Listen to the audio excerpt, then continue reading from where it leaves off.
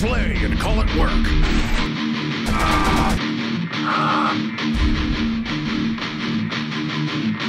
MiniWarGaming's Warhammer 40k Battle Reports! Welcome to the pregame show. If you are here, you either wanted to see the armies in depth or you clicked on a link not knowing what it was. But either way, we're going to start by taking a look at the Deathwatch army. 2,000 points here. This is the first time I'm getting to field like a whole Deathwatch army. I still have a little bit more in the collection. I still have more I got to finish getting painted as well. But super special army to me, and big thanks to everybody that contributed. What I actually did is a couple weeks ago, I had put it up on Facebook that I was looking for some unique chapter pads. Because I didn't want to do the boring, you know, here's the 3 different Blood Angels, there's the 7 different Ultramarines. So a good chunk of these guys have shoulder pads that were sent in by viewers with their own unique chapter. So huge thanks to everybody that contributed. This army kind of means a lot to me. I'm super happy with how everything has turned out. So yeah, let's get right into it, and we're going to start by taking a look at my HQ choices. Over here, looking at my HQ choices. So I have brought 3, because I'm running a battalion detachment, so I'll get a grand total of 6 command points here. So first up is I've got my Watch Captain, Thunderhammer, Storm Shield, and Jump Pack. Nothing too crazy fancy on him, but hopefully going to do some good damage.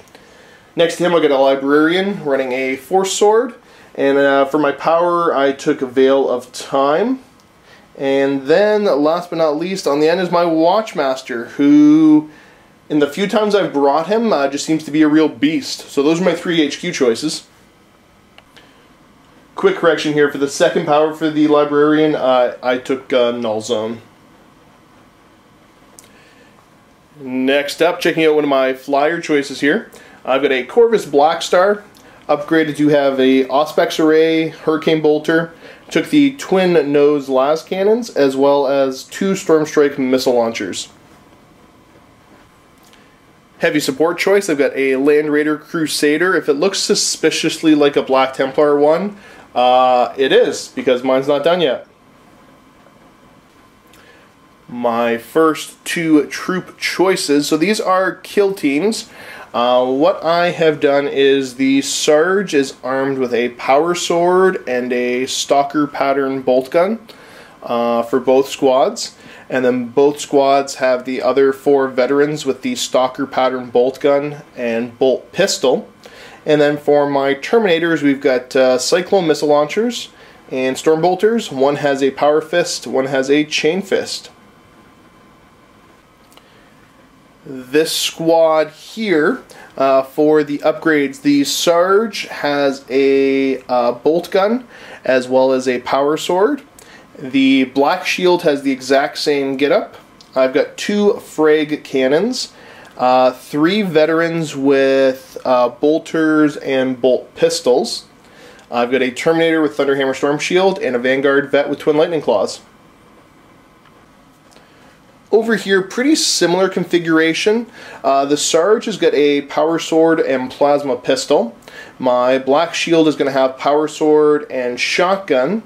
I have 3 veterans with Shotgun and Bolt Pistol, 2 with Frag Cannon, and then again a Terminator with Thunderhammer Storm Shield, and a Vanguard vet with Twin Lightning Claws. That makes up my 2,000 points of Deathwatch. Now we're going to take a look at the Forces of Chaos. So what kind of detachment am I looking at here? I couldn't actually fit them into the +3 one, so it's actually just a +1 and a +1. So Outrider for both, if I'm not mistaken, and then a super heavy auxiliary, obviously. Okay, so 2 Outrider detachments that each give you +1 command point, and then the super heavy doesn't give you any? It's a straight 0, yeah. Okay, yeah. So you're at a grand total of what, 5 command points? You got it. Very cool. Starting by taking a look, are these fast attack choices? They are. So it's 4 units of 5 each, Flesh Hounds, so they're 2 wounds. They're basically the same. They didn't actually change, I don't think, from the old iteration. They can deny the witch, each one of them. Okay, cool. Yeah, because they have their brass collars or whatever. Yeah, and they're just basic fast attack choices. Next up in the back there, we have some troop choices along with some dedicated transport choices. What am I looking at? So we have just 2 groups of 10 cultists with brutal assault weapons. They're not WYSIWYG with the flamer and the heavy stubber, but I mean, that's life. And yep, just 2 rhinos with a combi bolter on each. Pretty straightforward.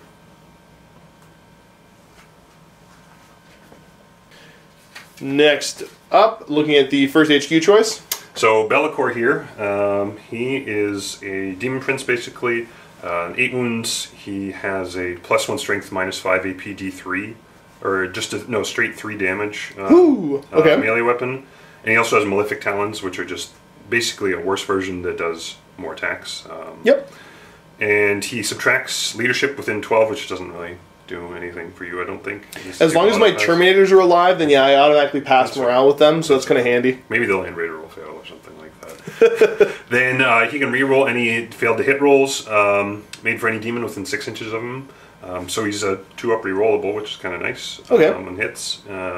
He can reroll all saving throws for him, which is kind of nice. I assume so he's got a 4-up armor and then a 5-up invulner? Okay. So he's still squishy. He's not very... Yeah, he'll die pretty quick. But the 8 wounds lets him hide? Yes, exactly. That's the whole point.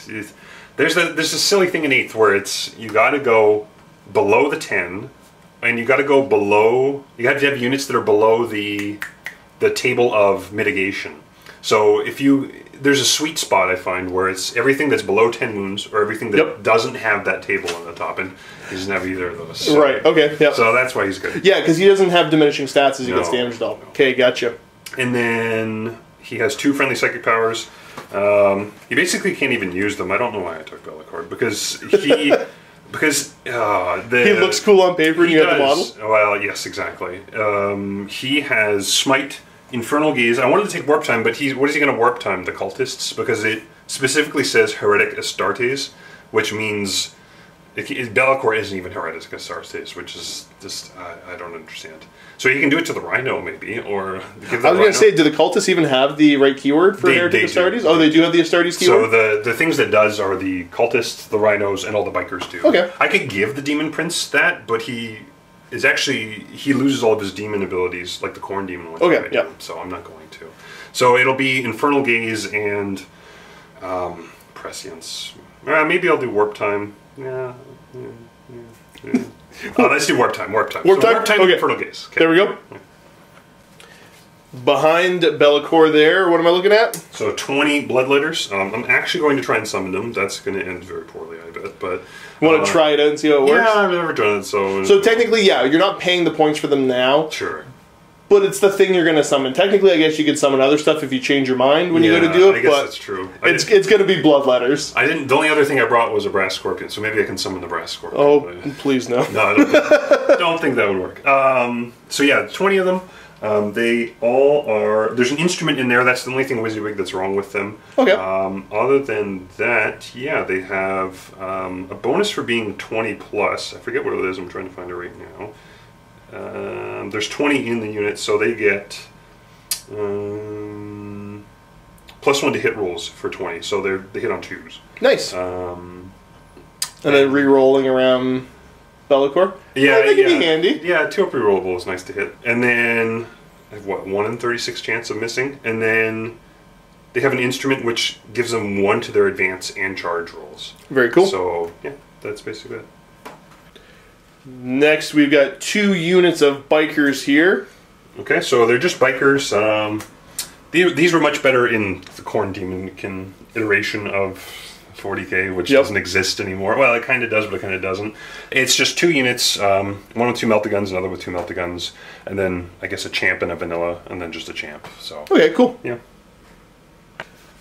Next up, we have a Demon Prince of Khorne. Is this the Demon version or the Chaos Marine version? It's the Demon version. Because I think in the FAQ, they tweaked the Demon one a little bit, but there's still some differences, right? There are. So the main difference in the FAQ was that they lowered the wound profile. I think it was just a mistake that they put it at 10. Yep. So it's back down to 8, which is good because he can hide now. So he has a Warp Bolter, which is not WYSIWYG. I guess I could find a Bolter and just green stuff it on top of him or something. He's throwing his literal hatred at There you go, there you go. He's giving them the snake eyes the whole time, sort of thing. And then he has 2 sets of Malefic Talons. So it's just melee attack, user strength, AP -2, damage 2 each. Each time he makes an attack, he gets 3 additional attacks because he has 2 of them. Okay, cool. And he flies. He's flying demon because he has wings. Yeah, he has the 6-inch bubble of making it so that he can let anybody who's Khorne around him get the reroll to hit. So Okay. Yeah. Reroll everything or just reroll once? it's reroll hits Nice. Okay. of 1. Sorry, There we go, okay. Reroll, yes, that's really bad. Okay, Well, when you're hitting on 3s most of the time anyways, who cares? you're right. Last but not least, I am looking at a Renegade Knight. What do they call them now? They are Renegade Questoris or something, I think? Questors Traitoris. Let me make sure. Questor Traitoris. Yeah. Okay. So that's the new name for Chaos Knight Titans. He's not a demon, which is strange. I look through all the Forger ones, and none of them are demons too. So Yeah. he's just just a regular Chaos Knight. He just has the rapid fire battle cannon, a heavy stubber, chainsword. He's very vanilla, very base. Well, make sure you don't forget your heavy stubber every single turn. There you go. Especially, that would be embarrassing to do Yes. that Yes. all game with 3 knights. Oh my.